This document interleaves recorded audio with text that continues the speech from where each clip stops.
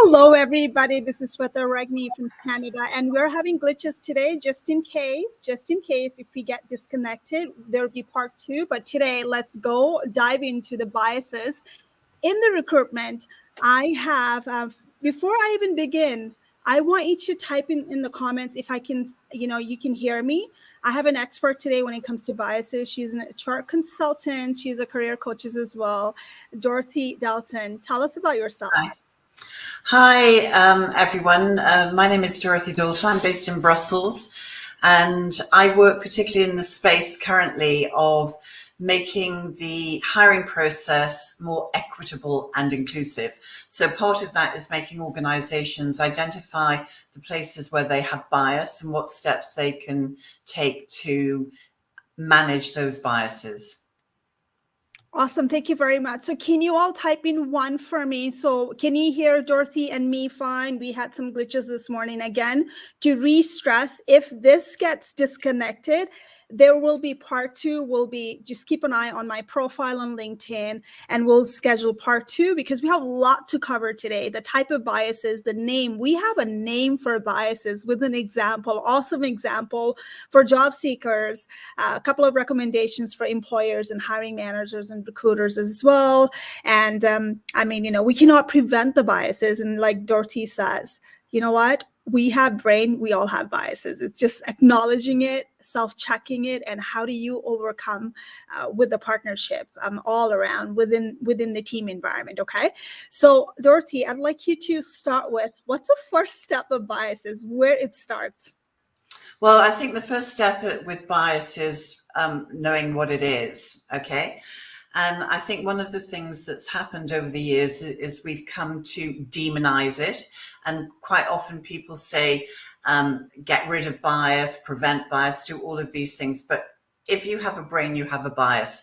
We all have them. There's nothing wrong with it. So a bias is an unconscious belief that interferes with rational decision making. That's basically all it is.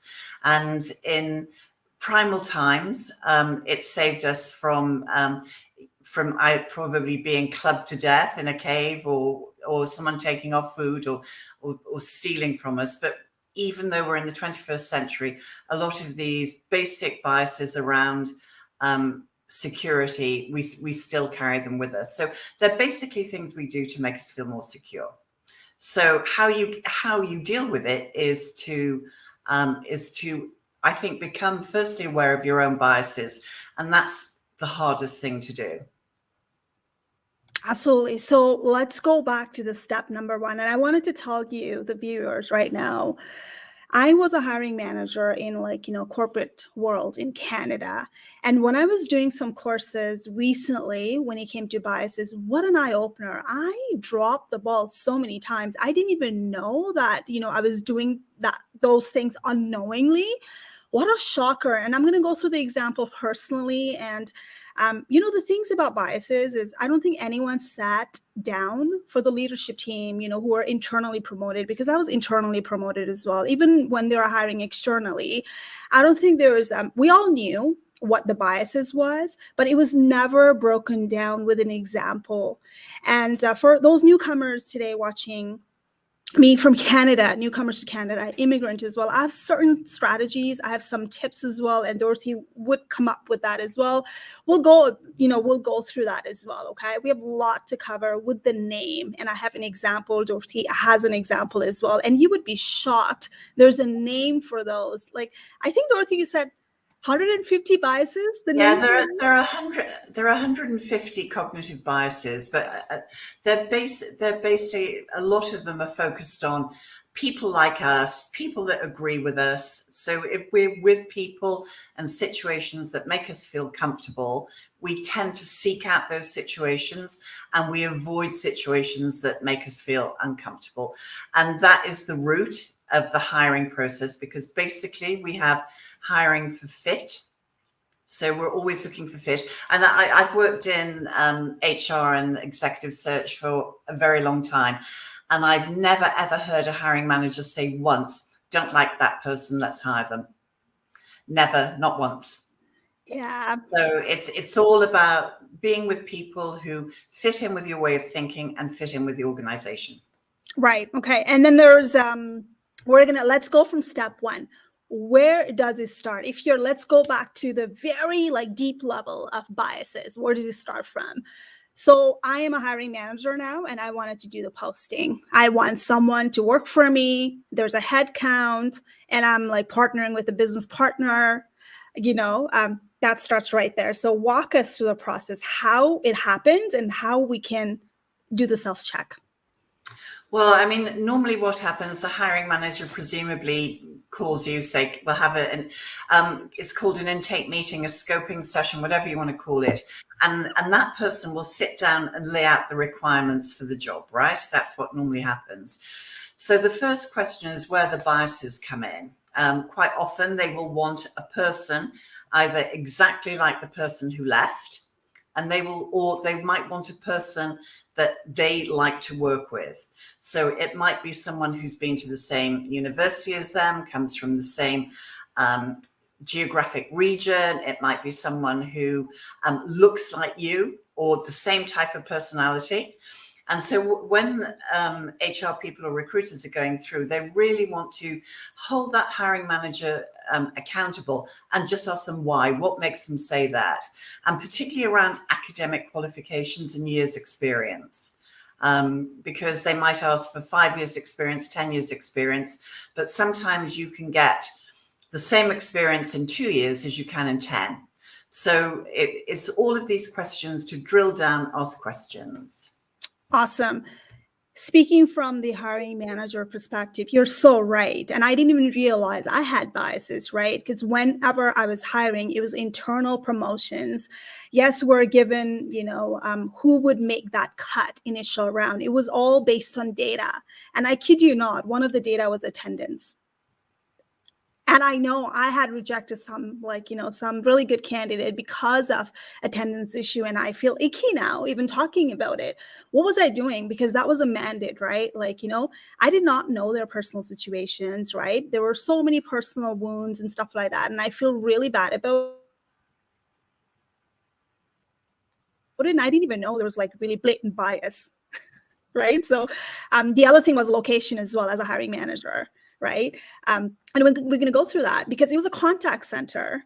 And, when people are leaving outside of the area, which is 1 hour away, 2 hours away, we're looking at the resume and we're looking at, I don't know, because we had to manage the late as well. There's a verbal warning, written warning, and termination as well. And there are a lot of people that were late who were taking the buses, who didn't drive as well. So in our mind, even though we didn't say it, I personally had that, okay, well, you know what? I don't want to fire someone for being late and I have to do it because that's a mandate. That's a requirement of the job. If I don't do it, then, I'm going to get called upon the meeting. And I feel like that was the bias. And that's why to the job seekers, when I'm sitting down a resume, I don't let them put the address. I just let them put, the province and the city in Canada. For those of you right now, that's the main reason when I'm working on a resume writing piece with a client, I just go with the province and you don't need the street address. And what do you have to say about that? Is there a location bias? And that falls under, I think, I'm going to put that in later on. What does that fall under?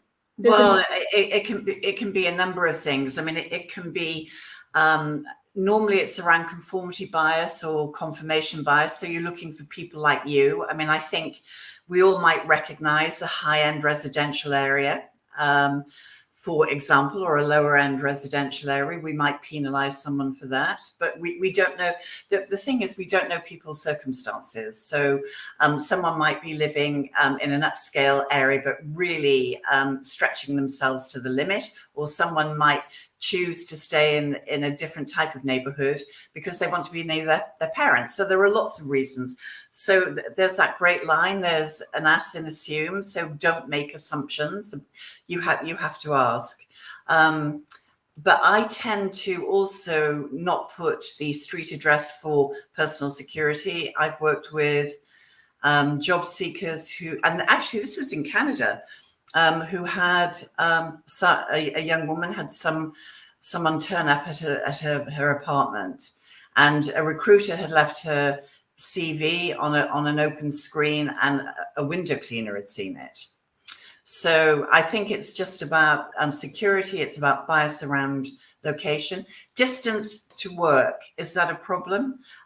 Don't make assumptions. Once again, it can be that people might be willing to relocate. They might be willing to, they might have friends, or they might take a room. I mean, there are lots of things that you can discuss, but hiring tends to be about excluding rather than including.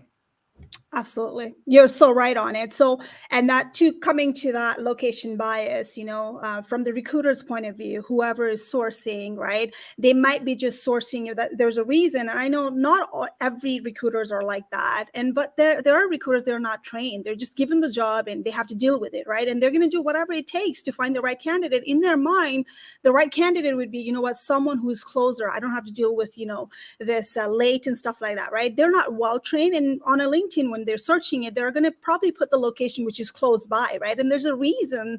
That's why I tell them, if you live in Toronto area, put the greater Toronto area. Don't put for those people who are living in Canada, type in 2 for me so I understand you're watching me, or replay.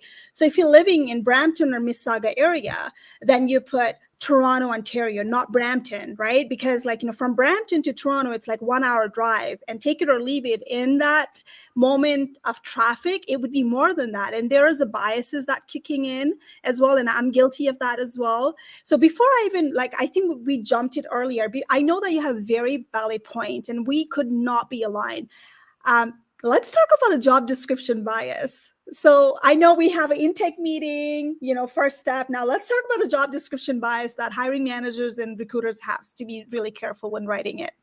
Well, I don't think they have particular, they don't have a bias, but they tend to use loaded language, which is not gender neutral specifically.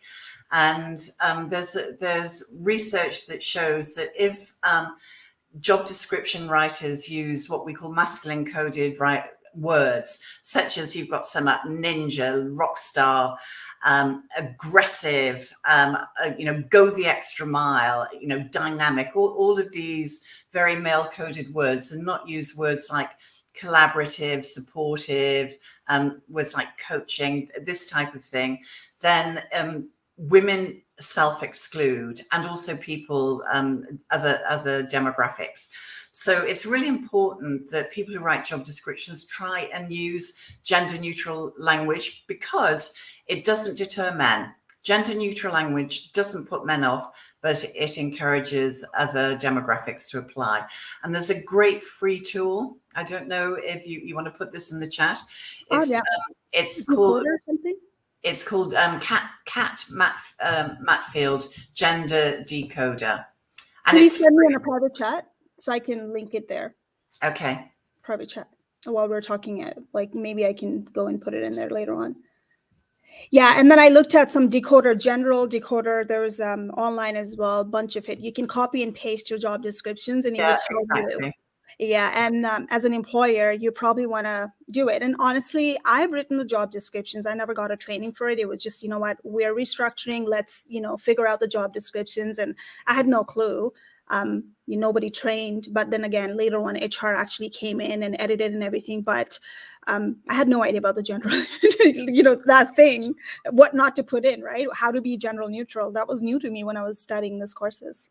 But even in Microsoft, right, even in Word, there's an inclusion option, inclusive language option in the editing section. So you can just tick that. And I think if you're working for a big organization, you should seriously use one of the programs that are like Textio, for example, that they will verify all of that language use for you. Perfect. So, all right. And we're going to go through, now we're going to go into the biases. Now, I don't know if you've seen this. There are we're going to at least cover at least 10 if we have time. We have number of biases: confirmation, halo effect, horn effect, expectation, overconfidence. These are all the biases plus, and we'll go ahead with the example as we go along. I had no clue there's a name. I just thought there's biases. That's it. It's so funny, right? All right, let's talk about the confirmation bias more over in detail. What are your thoughts on it? Do you have any examples? How can we prevent it? Not prevent it? How can we self-check? Well, I think confirmation bias is just about people like us. So, if you went to a specific university, or you live in a specific place, or you admire certain companies or anything that you agree with. And there was a lovely case where someone put on Twitter that they had a software engineering background in various companies, and but they weren't called for interview. They switched those and changed the name of the companies for FANG companies, and they got called immediately. So there are certain things that we recognize, and they're in line with the things that we believe are good, but not necessarily. It means we exclude a lot of people who may not be exactly like us, but they're still perfectly valid candidates. Perfect. And then self-check recommendations and things that you can put into place would be, obviously, don't allow your personal experience, one bad negative experience, to actually make a decisions out of it. Also, I have that on my, from my side, as if self-check it, being self-aware, like you said, we cannot prevent it, but self-check it. Are you doing that? For people who are living in the neighborhood that, maybe the crime rate is high, and you automatically, in certain state, in Canada, in city, you already know the crime rate is high, and you're thinking about the negative experience. Are you putting that, or are person qualified for a job? Go back to the job description. And then if you still have that gut feeling, whatever, which should not happen, then bring the managers, bring the peer to get an idea. So what are your thoughts on it? What are the other recommendations that people can work you through to avoid or mitigate that? Well, I think it's about extending the reach. And just because somebody lives in a neighborhood where there's a high crime rate, it doesn't mean to say they're a criminal. And I think that's basically what you're doing. So I think it's really important to ask that question: why would I exclude people from this neighborhood? And maybe to start reaching out and networking, or getting in touch with groups, or if you have anyone who lives in that area, to extend your reach. So I think it's about extending your reach rather than closing it down. Awesome. That's perfect, because I've done it as a hiring manager. You know what? I'm fully out there on a live show right now and telling you that I've done it, and we all have done it, knowingly sometimes and unknowingly as well. Okay, this happens. We need to have a self-check. So now this halo or golden effect. Oh, the halo effect is where there is one good characteristic about someone, and that really blinkers all your judgment. So it might be, for example, that person went to Harvard, right? But just because they went to Harvard doesn't mean to say they have any negative attributes. So you have to be really, really careful. And then the contra one is the horn effect, where they might have one negative effect. A typical one that I hear is, he or she was only 6 months in that job. Are they reliable? So just because they were only 6 months in one job, it doesn't mean to say that they are going to be consistently unreliable. So it's important to, once again, to ask questions. Perfect. Yeah. So, and then I think we've talked about this job hopping. For some people, it might be a red flag, but maybe there's really something that happened, right? So try to get into the bottom of it without assuming just because you had negative experience from somebody else, right? And that's a great point. So, and as you said, don't dismiss any red Can we go flags. back to the job hopping thing? I think that's really important. Yes. I mean, basically, this is tied into our historic beliefs, our belief in that a linear, continuous career is better than a non-linear career or non-continuous career. And we see that all the time. We see that where people who take career gaps are treated badly, where people, I mean, how long is an optimal time to stay in a job? What is that now? Exactly. Exactly. So, for example, for some people, it's the only way they get a pay rise. So why wouldn't you move? My dad, for example, was in the same job for 50 years. Those days are gone. We're seeing the gig economy, we're seeing contractors, we're seeing people moving around. We have to change our thinking. Absolutely. And you're so right. And you know what? I come from that days that I want to be loyal. I don't want to be even look at it. I was happy with it. I didn't have to look outside until I got laid off, right? A couple of clients, for example, one of the newcomer who came in who hired me as a coach, consultant for resume writing and whatnot. She got multiple offers within 20 days and she got hired. And within 6 months or something, somebody else reached out to her. Hey, do you want to work with us? For it was a high demand role, and she reached out to me like, you know what, it's not even been 6 months, what do you think? And I'm really concerned about the job hopping. I'm like, hey, someone reached out to you, you didn't want to, but like, is it, how would you motivate yourself? Like, is it the money? What is it? You got to figure it out, right? So it's like, I think it's money. I'm like, perfect. So you got the raise, and she got it done, and it was good company. Later on, her dream company reached out to her in a couple of months again, the dream company, right? She landed in Canada. Within 1.5 years, she got into the dream company, good pay and everything. She's like, I don't know, I don't want to switch because I'm going to be known as job hopping. What should I do? And I'm like, if you want to, go ahead, right? There's a way to address that on interview. You can do it. So like you said, there's no timeline for job hopping. It would do what works for you, right? And I think how would you address that if manager is going to ask, like, you've been job hopping so much, like, why? How would you address that as a job seeker? What are your recommendation, or what are your recommendation to hiring manager? What to ask? Are you talking about this young woman had 3 jobs in a year? Within 2 years, and it was all approach. Like it was a high demand, it was a good field, and she kept on, like, she increased her salary, and it was a dream company, work from home, and it was amazing, right? And I would be inclined to put a line to say that they were headhunted on their CV or on LinkedIn. And I definitely, if I was screening or interviewing her, I would ask her about it. Absolutely. And you know what, the fact that, and I said it too, you're headhunted, and then it's like they can see going from here to like amazing dream company, and it, your talent is well noted, right? So it's good. So I think that was a huge flag for everybody who comes in and they're like, I want to sit with the employer for so many years, especially with the immigrant and newcomers, because they are really concerned about job hopping as well. So I really like that idea about putting in a headhunt.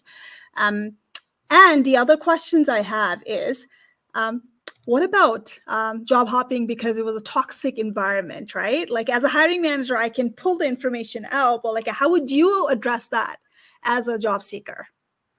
Well, I think a really good way to do it is not so much to say, it was the terrible company, the boss was a bully, the guy was a jerk, or the lady was a jerk. It's just to say what you're looking for. So if you say that you're looking for a company with regular feedback, that it's inclusive, that the communication style is in such and such a way, or a leadership style that you're particularly looking for. So talk about what you're going towards rather than what you're trying to escape from. I love it. And we're totally aligned on it, right? Like, not focus on like what happened, what have you learned, the positive aspect to it, and what's not on that job, what do you like about that in a, role that you're applying for, like, amazing. So for example, you're in charge of project, you were never in charge of project, but you're passionate about doing the project, right? Process improvement, everything. And you see in this job descriptions, that's a part of it too. And you'd like this versus that, right? What motivates you, right? That's an example. And I think there's one thing it came up when I was doing the courses. The other thing is, I did not know this, right? You know how there's like culture right now in LinkedIn and everywhere saying that do not say anything bad about your other other bosses or employers and everything, because that's your personal branding.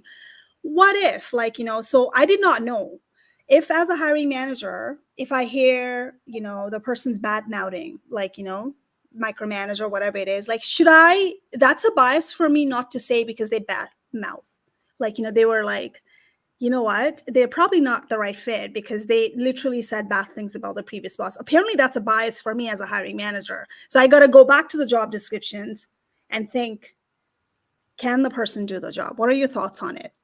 Well, I would definitely, I know the course that you mean, because we've both done it, and there were some things that didn't sit comfortably, and that was actually one of them. So I'm not sure that I see that as a bias, but I think for me, it would require investigation. So if someone has badmouthed somebody, but they're still competent at the job, yes, they've got the skills, but I'd be wanting to explore why they did that. Definitely. And like, targeted questions Yeah, regarding. just to find out, what was behind that. And, to be honest, in this pandemic, we've seen this massive increase in mental health issues. Everyone's stressed. The conditions have been really, really difficult. I think it depends what the topic was, where it came from. So I wouldn't say rule it out as that's a bias. I would say that's something I need to pay attention and then listen to what that person had to say. Great point, right? So we don't know if the person's going to be ticked off with the same kind of environment here. We don't know what bothered them to switch. And so that way, as a hiring manager, I don't do the same thing to drive them away, right? Which is a great point. So I need to understand that instead of saying, okay, I want that person in my team. And then later on, it comes out like, okay, well, the person's going to quit because it has happened to them before. That's a great point. The other one, expectation bias. Well, I think that's around stereotyping. Every stereotype that exists, when we have biases, we have expectations, and then come stereotypes and expectations. So we expect women to want to have children. We expect men to be leaders. We expect all of these things, and they don't necessarily, it doesn't necessarily mean that all women want kids. In fact, there's a lot of research to suggest that the birth rate is declining and people don't want to do that. So you have to be very careful about your expectations around, I think, the main categories of discrimination. So age, race, gender, physical ability, what are the others? Sexual orientation, I've forgotten two, but there are two more. So really be careful to examine those, that you're not falling into stereotypes. And I think I've dropped the ball on it. As I said, internal promotions. So I kind of already knew who I wanted as a hiring manager. And there was like, and the person came in not prepared at all, but I was still justifying it. There was the other person who was great at an interview and, done it beautifully. But the other person was kind of like overconfident. And because they were already expecting, okay, I think I'm liked, I have people who are putting really great recommendations and I'm going to be hired. And I think I ended up hiring that person. It didn't work out. And the expectation bias for me was I was not willing to look at the red flag because it was internal hire and I hired them anyway. It didn't go well. And I did not even think that was a bias for me. So it's basically hiring managers giving out a role to someone else who's done the role before previously, thinking that that person is the only one who can do the job. Yeah, and quite often that your competence and your previous performance isn't necessarily a predictor of a future performance. So that's also another element of expectation. It's around fixed ideas of how we expect people to behave. Right. It was all the drop that I balled, just like, I just coming back to me. So, in fact, this is huge. I've done this. So I like that strategy of like, not allowing the emotions, right? And maybe the former boyfriend names that you heard or girlfriends or someone that you really hated, then it reminds you of that person and you're like, no. And then and I really like that the acronym Dr. I think Tina put it in there on that course was use the HATS technique. Never make any decisions when you're hungry, angry, tired, or scared on it. What is your suggestions when hiring managers, recruiters are going through like, I don't want them, but they don't go back to the job descriptions and the emotion takes it over? It happens all the time. Bias is around feeling. Okay, it's around belief. It's around feeling. It's not based on logic.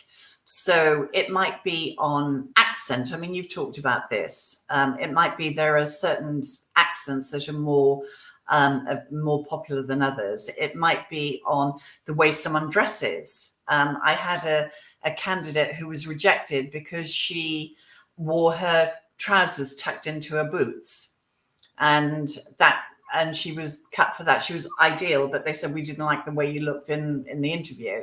And it was specifically because her trousers were tucked into her boots. I've been on an interview panel I mean, this was some years ago. And it was for one of the big four. And a guy was cut because he had a hole in his ear, not even an earring, but a hole. Wow. Okay. What would that be? Would that be confirmation bias? Well, Would it's you have appearance no? bias, it's confirmation bias, it's conformity bias. I mean, that's also something important to address. That a lot of this intersectionality of a lot of these biases, they all overlap, and they can be Yes. multiple biases. But I think the real trick is that if you experience a visceral reaction to something, then is the time to step back and think, okay, what is going on for me? Oh my God, that's so right. So the other one, I didn't even know that. Similarity attractions. It's connection based. You know what? And this is so funny though. We all talk about, hey, people hire people they like. It's all about personality. It could be gender, age, and all those organizations, employers. You have a specific type of demographic. You just see a certain kind of race. You just see certain kind of demographic, right? So that's why I think we're talking about the diversity and inclusions on it. What are your thoughts on it? Sometimes it's like, is it even a bias? But it is apparently. I mean, of course, it's a bias, and that's why. Research shows that we gravitate towards extroverts. So you mentioned that about. I mean, you mentioned overconfidence. It's just confidence. So we're attracted to people. We're attracted to good-looking people who are confident and extroverted, who can perform, right? And so that means we overlook the introvert person who's more measured and thoughtful.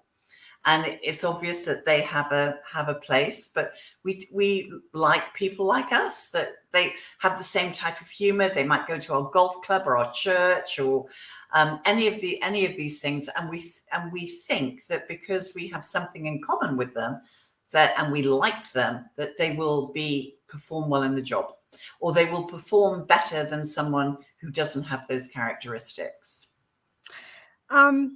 What would be your recommendations for job seekers, when they feel like, they're looking at this, they don't fit in. Let's say maybe there's an age gap or whatever we're talking about, right? We're going to go through the ageism later on. So maybe there's like all women force working and they're all men working in there. And you don't see any community LGBTQ, or you don't see any community that you belong there, right? What would be your choice as a job seeker? Like not to even approach them, or would it be taking a risk to work there? Well, I would certainly do research. I mean, because we do have professional silos, don't we? So, for example, entry intake into HR is predominantly female, but you still might be a man who wants to go into HR. Engineering and tech is predominantly male. Are you not going to want to go there because you're female or another gender? Or so it's really important. Or it might be all white people or all black people, or so it's really important to try and establish the culture of an organization before you go, and make sure that you ask penetrating questions about. I noticed on your website that everyone, that's predominantly women or men who work for this, how do you onboard people who are different? That's really good recommendations to ask as well. So what do you think? So I personally done it. Like, when I became a job seeker later on, whenever I went through the interview, I told them to walk me through. Is it okay for you to actually give me the tour of it, whether I make it or not? But my whole point was, do I feel connections? Do I feel the sense of belonging, right? I've asked for that. And based on that, I kind of figured out, I don't think I fit in here. But not all the organizations would be willing to do that. There might be security issues, especially in the banking environment and everything. But I definitely recommend Jobseeker. As you said, go on a website, take a look at it. Research is the first step. Do you want to work there, right? And there might be conflict. Talk to people, get information in interviews. That's really, really important. Absolutely. So the more people you can talk to, the greater the insights, but ask penetrating questions about how would they help you succeed and how do they measure success. That's really important. Absolutely. This overconfidence bias, it hits me as a person with an accent and immigrant in Canada, and it hits a lot of newcomers as well. What are your thoughts on it? How do you, like, for example, on this one, is you have an accent, you just landed, um, and it's the managers, they invite you on interview or they do the phone screening, whatever it is, and they automatically assume that, their clients are going to be impacted due to your accent, and they're judging you, they're assuming it without even going into, are you qualified, disregarding whole experience in the past, right? That happens.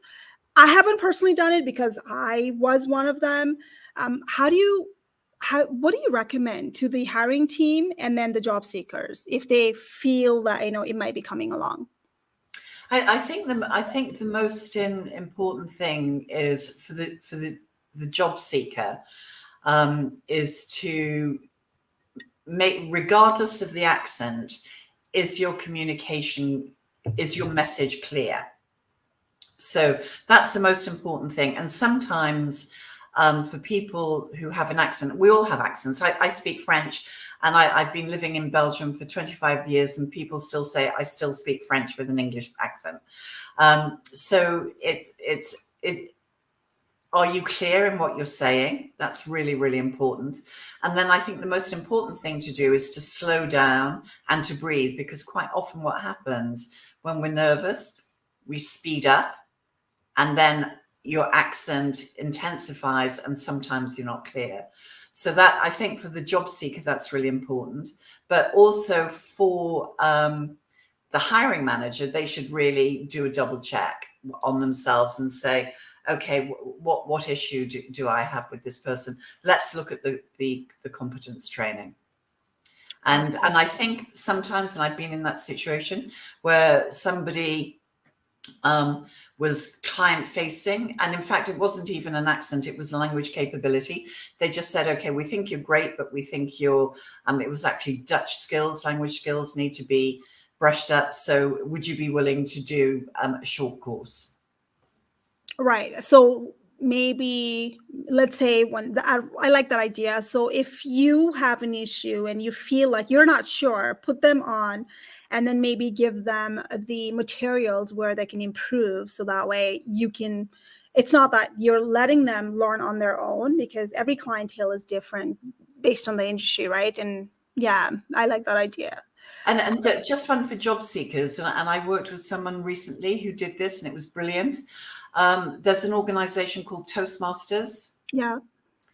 And it's really good fun, and people, particularly people, because a lot of people throughout the world, wherever you're from, speaking English as a second language or a third language. So everybody's trying to navigate their way through that. But Toastmasters really, really help. They help with delivery, they help with presentation, they help with diction. Absolutely. And I took one in college. That was part of it when I went to the college, and presenting impromptu topic, like not even thinking, that helped me a lot. And I think that's probably one of the best course I've ever had. And that built me up with the confidence. And you're so right. I know we talked about beauty bias, but apparently beauty bias is people who look good and attractive are successful. There's a stigma. And then, it obviously happens in certain industry. What are your thoughts on it? How do you just do the self-check, and what could be the recommendation? Well, I think it's about seeing someone who we think is attractive, and that is going to vary from one person to another. But I think good-looking people historically earn more money than people who are less attractive. But I think where we have to be really, really careful is around if there's any physical disabilities. So it's also around maybe some facial injury or a birthmark or something like that. So really, this is really, really important that hiring managers take that into account. And if they find themselves gravitating towards a confident, good-looking, extrovert type of person, and they're maybe ignoring someone who is, less attractive, quiet, and more measured, then they really need to check and say, okay, what's going on? And if you have what we call interrupters or nudges in the process, then that should be a discussion around, okay, why do we favor this good-looking, charismatic person and not that other person when they're equally qualified? So right, because I had this candid conversation with one of the executive previous work environment, and he was really out there, and he was throwing it out like, I just hired good looking women, and I hired people with a hot body. He was joking, but that didn't sit well with me, and I went back and I said, like, what do you mean, right? Like, sometimes you need to speak up, and sometimes what we do is when you look at the title, you don't want to offend them, even though they're joking. You got to hold them accountable, like, can you clarify what did you just say, right? And we get afraid of title when people on top are joking about it. We need to be able to call them out with the behavior they're portraying. And it has happened to me, honestly. This one is peer pressure. It's, I was part of this.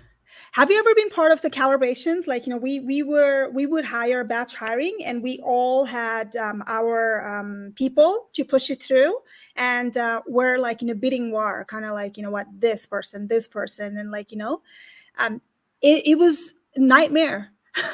And then you can't speak up, because when your manager vetoes you, like either like, oh, I don't think they're the right person, you are not able to speak up, and you settle in some time, and you suffer by taking the bad candidate, right? Has it ever happened to you? How do you overcome it as a hiring manager and manager? I think once again, it's about asking questions. It's all about asking questions. So, that you've hired a candidate, and you say, well, okay, well, help me understand why you've selected this candidate over this candidate.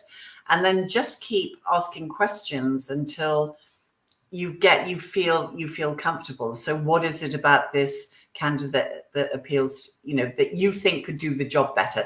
And this is why having a valid job description, a competence-based job description, is really important. Because if a person is just fits in with the group, because that's what happens, and it's particularly if it's the boss saying, and this is what happens. It's the highest paid person in the organization usually gets the veto, right? And they may never even see the worker again, the employee again. So it really needs the hiring manager or the person to whom the candidate will report to make a strong case and advocate. Absolutely. Yeah, go ahead. And certainly as a headhunter, and when I've been a hiring manager, I always make it a point of advocating for people I believe in. So and so it gets to the point where we say, I really believe in this candidate. I think you should consider them strongly. They're the person I think would do a better job. Absolutely. It comes back to, I can speak from my own experience as a hiring manager. There was one, we're hiring internally. I was looking for someone, and everyone said, like, not to take that person, not to, like, majority, 90%, right? I said, you know what? I like it. I've heard the call, and the person is more than qualified. Majority, every manager said no. I said, I'm going to go for it. And sometimes you have to, like, just be outlier and do it. And that person now is a manager managing the team, right? Like, you know what I mean? So sometimes you got to go and fight for the people when you believe in yourself. You can't be suck up. Like, you're not there to be liked, right? Whereas the other one, top seller, the VP came to me and said, you know what? You need top seller on the team. If you want to hire that person. I said, no. The person is not qualified. The kind of candidate I'm looking for, I need more soft skills, right? That's not there. Just because someone is top seller, that doesn't mean that they're the right fit for this job, right? I said no. And you know what? I had that relationship with the bosses, and I could say no, but not everyone does it. So as a hiring manager, you got to make sure you stand up for what you believe in. Just don't say yes to everything. What are your thoughts on it? I think that's really important, and I think it's one of the dangers of having these really drawn out interview processes, 7 or 8 interviews, quite often with each individual is a separate interview on a different occasion. And what they're doing is they're diluting the process with a group think. And there's research to show that they tend in the end to take the person who is most likable, not necessarily most competent. So it's about having structured interviews with bias interrupters, with people having clearly defined roles and areas to cover against the competence-based profile. So all of those help. Absolutely. And the other one, intuition bias, I've dropped the ball. I'm like, it's my gut feeling. We all do that, right? I'm going to hire that person because I feel like there's a gut feeling. What are your thoughts on it? Well, I always say that someone's gut feeling is someone else's irritable bowel. if everyone goes on, I mean, that's why interviewing is so unreliable, particularly when you have so many people trusting their guts, because it's all about your bias. And it's usually there was something, it will be a halo effect or it will be confirmation bias, it will be one of those things. And you are essentially taking someone who pleases you. It has to be about competence. And I'd like to bring that to the cultural value as well. So the eye contact is huge, right? In Canada, I was, I was never trained to talk to the person looking at their eyes. Like, it comes from the cultural background, right?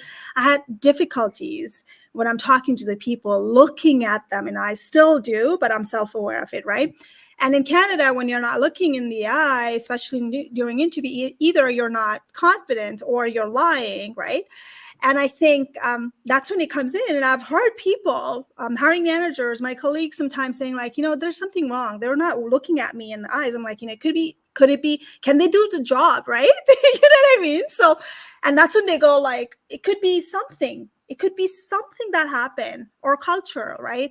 And that was a great example of eye contact that it personally applies to us from the different background where we're not trained how to look at people. Like, I'd be looking at it straight and it would be more like, why is the person staring? There's a technique maybe to looking down certain cultures. It's considered impolite to look a senior person directly in the eye. And I think that one of the things about diversity and inclusion, all these initiatives, it is creating awareness around different cultural expectations and how not everybody is the same, and to be very careful about that. Absolutely. The other one, we're wrapping this up. I have like one last one, and then we can take Q&A if you have any questions. Contrast bias. I've done this. Yeah, I mean, basically, where you're judging a candidate against a group rather than individually, and you still might end up not taking the best candidate. So it's you might have the best of it. It's summed up with best of a bad bunch, or you might reject someone because others were better. So it's really important to look at each individual independently, and as you say, screening them or meeting them if you can. Yeah, and then I think that happens during the screening moment, because as a hiring manager, I'm getting like a bunch of resume from the recruiter or talent acquisition team, business partner, right? It's okay. I have 20. Go through it, and I'd like you to invite at least 10 for the whole day. And hiring manager job is not to just sit there and hire only, right? That happens, a couple of times in a year or whatever. So then I'm like literally looking at the resume, comparing it. I did not know that was a bias. I'm not supposed to do it. Nobody trained us that. Like, you know what I mean? So I'm comparing the resume. Okay, that person is here. That person is here. I don't know, who should I get an interview? And that happens during the pre-screening. And this is exactly why we don't need to compare the resume. Don't ever do that to the recruiters, right? And then also, the other thing is, go back to the job description solutions. Can the person do the job? The answer is on job description, not looking at comparing the one resume with the other one. Any other recommendation? If I can just come in there, and tends to be that because we use the wrong metrics, don't we, to measure success in the recruitment process. It's time to hire is the metric for success. And basically, you might have 20 brilliant candidates, but because the hiring manager maybe only wants to interview 5 or 6, then that once again, you're excluding and you're reducing your range. That's such a valid point. And we don't know, honestly, how these recruiters and talent acquisition teams are measured. What are their matrix KPIs, right? As a hiring manager, my KPIs were one of it, like, you need to make sure that, there's not a lot of termination during the time frame, right? Yes, I would be measured because that impacted the whole, the dollar budget and whatever, right? I still don't know. And again, it depends on the recruiters, the type of recruiters. It depends on their own KPIs. And it could happen. They're like, you know what? Could I hire the person within 60 days? Do I make more bonus if I hire people within 30 days or 60 days? And I think that this is something that gets on every one of my last nerves, and you probably see me write about it. I mean, it's where you've got what we call contingency recruiters, where they're not even paid. They're not paid to look. They're only paid if they place. So basically, they just go for low-hanging fruit. So it's quick, quick, quick, quick. But this is an organizational issue. They need to start paying recruiters, talent acquisition, give them the time and the budget and the decision-making capabilities to do a thorough job. Because when you're under pressure, that's where bias comes in. They have to make quick decisions. 100%. And that applies to the hiring manager as well. Like, when I had so many project pending, I had the career development plan quarterly review due, and I'm told to hire, I'm told to sit on the batches of interview because they would be like quarterly hiring. I'm putting my weekend hour, you know what? There's not a lot of thought process in there. I just wanted to quickly go out. You know what I mean? Sometimes that happens. I'm guilty of that as well. And I think it needs the strategy. And I think, to your point, the solution could be right there as well for everybody. What are your thoughts? Well, I think that people, I mean, this is the word of our times, isn't it? That we want to put the human into HR and, be people focused and people centric. Well, I think it's really important now for organizations to actually walk the talk and focus on people. And one of the first places they can do that is with their hiring processes and make them more human. That's so true. And I have a pet peeve on it. When I was a job seeker, when they didn't have a script and they're just going off the script, that felt so icky because I know you're going to open the can of worm, right? Worms. And one thing about the organizations I've worked in the past was for every role, we were given the specific questions to be asked. So we stayed in that matrix, and that was fair to everybody. The questions I'm asking you, I'm going to be asking everybody, and there's no biases effect in there. But then what are your thoughts on it? Some people don't like that. Some people don't like to stick to that. They want to say whatever they want to. They want to ask whatever, make it casual. What are your thoughts on it? No, I'm definitely in favor of a structured interview. I mean, and I think this is where the skill is, that most hiring managers don't get training in interviewing. So they just like to call someone in where they can have a chat over a coffee and they go with their gut instinct and it's all their biases kick in. But it's a real skill to interview someone in a relaxed way, to make asking structured and key questions related to competence seem like a casual exchange. And most hiring managers haven't been trained to do that. Absolutely. And you know what? I'm so lucky that I work with these top companies. I mean, one of the companies I worked in, we were trained. And back then we're talking about, there was a biases, but then there was no a name attached to it, right? So I haven't forgotten that.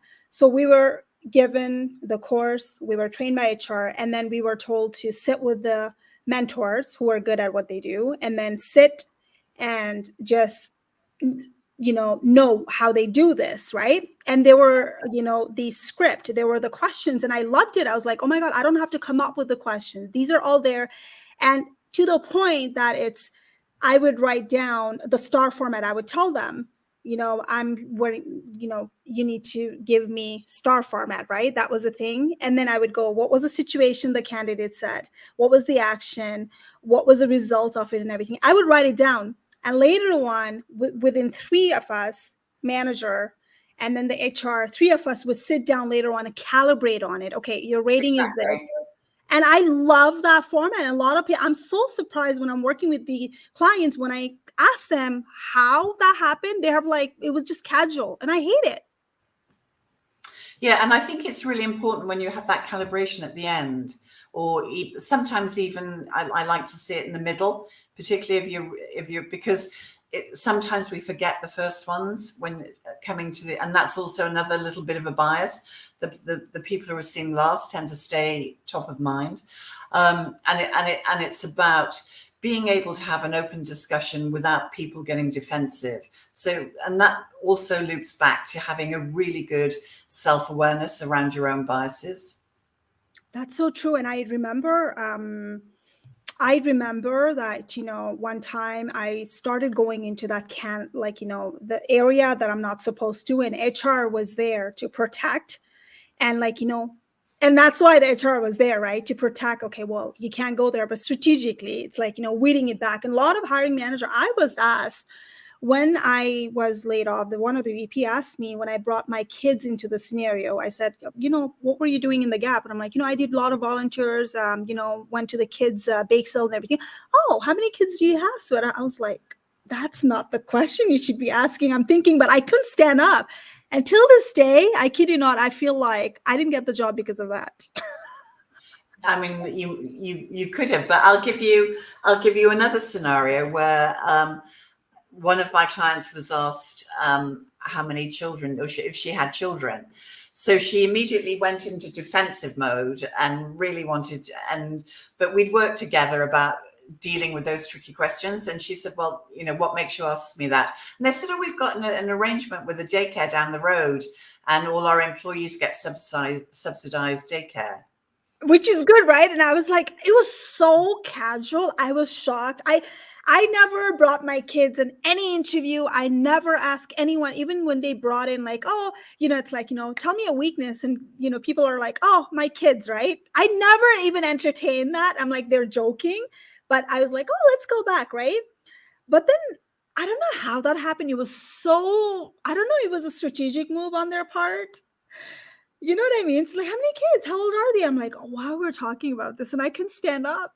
Well, the best thing to do is to ask them why they're asking. I was like, oh my God, I thought I had that job, but I didn't get it. They ended up hiring internal, but yeah, whatever. All right. It was a great conversations. Now, like, to wrap this up, let me see if there's any questions. If people want to be connected with you, how can they be in touch with you? They just connect with me on LinkedIn. So it's Dorothy Dalton on LinkedIn, and that's perfectly fine. So happy to hear from them. Absolutely. And she has a great newsletter. Everyone has to subscribe to that. It's amazing. Thank you. And yes. I remember I think Sonal was the one. She said, you know what? I read your story about the curry smell. I didn't even know you put it out there in newspaper. I'm like, oh, she read my No Canadian Experience with the curry smell. What kind of bias is that, by the way? To the newcomers in Canada, I have been through it. I mean, we cook and it's a snow here and we're wearing the jacket and everything. And when we go out in the elevator, I could smell myself like, it's all curry smell. And no matter what you do, it just, it gets in our hair and everything. And what if you don't get hired with the smells? No one's going to tell you that. But how do you prevent that? I've got no idea. I mean, I'm the wrong person to ask. So the funny thing is I started making sure that, I put like a lot of the perfume or cologne or whatever it is, right? But then some environment, they don't even allow the scent-free zone. So that's when it gets tricky. So I think it's hard to actually get rid of those smell, but there are managers out there or people out there, they would just make a perception about you. Well, I mean, it's definitely a bias. So it's related to confirmation bias.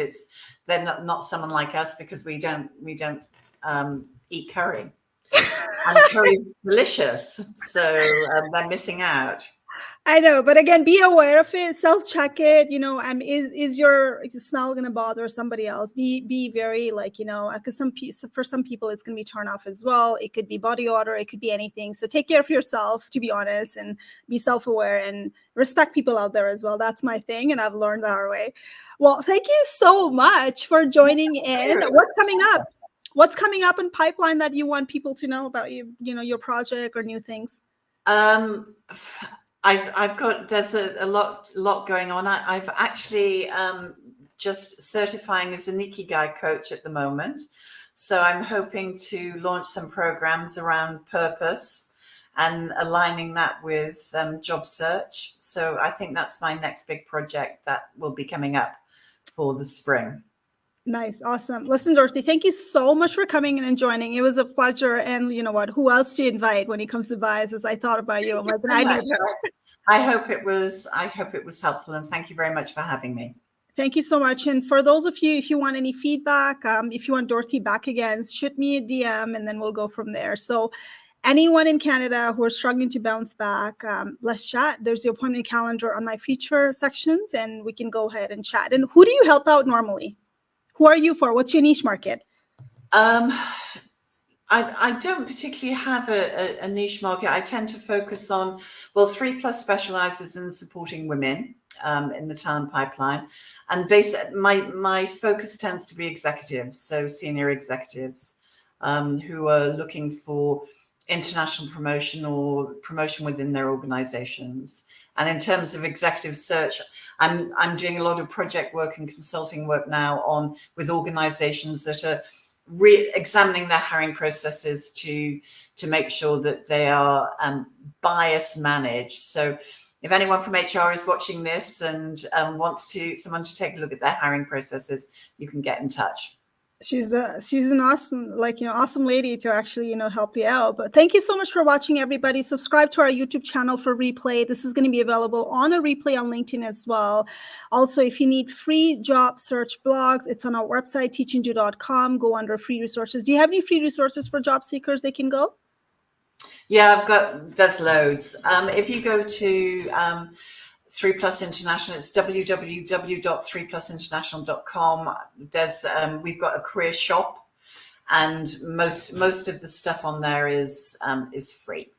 Okay, perfect. So I would really appreciate if you want to go for it. You can go ahead and put the comments on there so people can go and check it out. Thank you so much for watching, everybody. Have yourself a fantastic day today, or whatever wherever you are in. You're going to be night soon, right? Yeah, it's just about going dark here now. So okay. It's 6:10. All right. You take care. Thank you for watching. Okay, thank you, everybody.